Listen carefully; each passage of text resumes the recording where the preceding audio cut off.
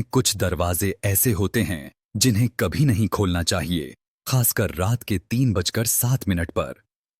आर्यन शहर में नया था, पढ़ाई के लिए आया था और सस्ता कमरा ढूंढते ढूंढते उसे एक पुरानी सी बिल्डिंग में कमरा मिल गया।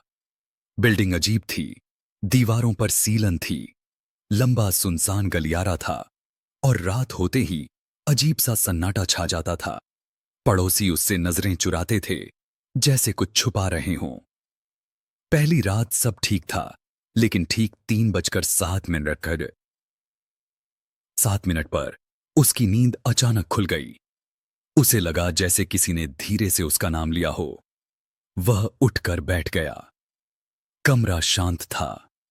तभी दरवाजे पर हल्की सी दस्तक हुई। ठक ठक ठक। उसका दिल तेज धड़कने लगा। उसने कांपती आवाज में पूछा, कौन है? बाहर से एक छोटी लड़की की आवाज आई, भैया प्लीज दरवाजा खोल दो, वो मुझे ढूंढ रहा है। आर्यन का गला सूख गया। उसने पीपहोल से देखा, लेकिन बाहर कोई नहीं था। गलियारा बिल्कुल खाली था। तभी फिर से जोर से दस्तक हुई।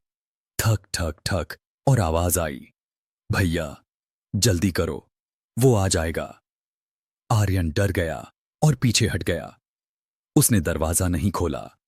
तभी उसके पीछे से वही आवाज आई, तुमने दरवाजा क्यों नहीं खोला? उसका शरीर सुन्न पड़ गया।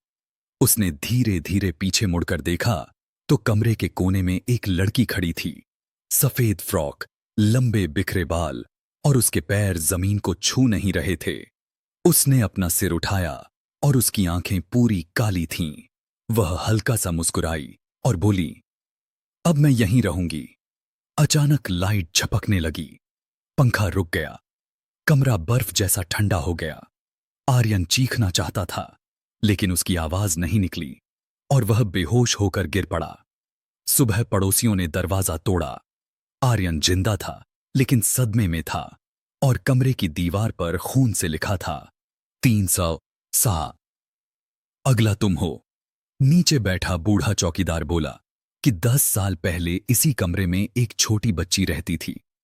एक रात उसने मदद के लिए दरवाजा खटखटाया, लेकिन किसी ने दरवाजा नहीं खोला और अगली सुबह उसकी लाश मिली। तब से हर रात 3:07 की 7 पर वह मदद मांगती है। कहते हैं जो दरवाजा खोल देता है वो बच जाता है और जो नहीं खोलता वो उसकी जगह ले लेता है। आर्यन ने तय किया कि अगली रात अगर दस्तक हुई तो वह दरवाजा जरूर खोलेगा। रात फिर आई और घड़ी में 3:07 हुए। ठक ठक की आवाज आसान नहीं थी। इस बार वह बिना डरे दरवाजे तक गया। उसका हाथ कांप रहा था, लेकिन उसने कुंडी घुमाई और दरवाजा खोल दिया। बाहर वही लड़की खड़ी थी, लेकिन इस बार उसका चेहरा पूरी तरह जला हुआ था और उसकी आंखों से काला खून बह रहा था। वह मुस्कुराई और बोली, अब तुम मेरी जगह रहोगे। अचानक सब कुछ अंधेरा हो गया। अगली सुबह आर्यन गायब था। दरवाजा अंदर से बंद था और दीवार पर फिर वही लिखा था, 307। अगला तुम हो। कुछ दिनों बाद उस कमरे में नई किराएदार आई और पहली ही रात ठीक 3:07 पर दरवाजे पर दस्तक हुई। ठक ठक।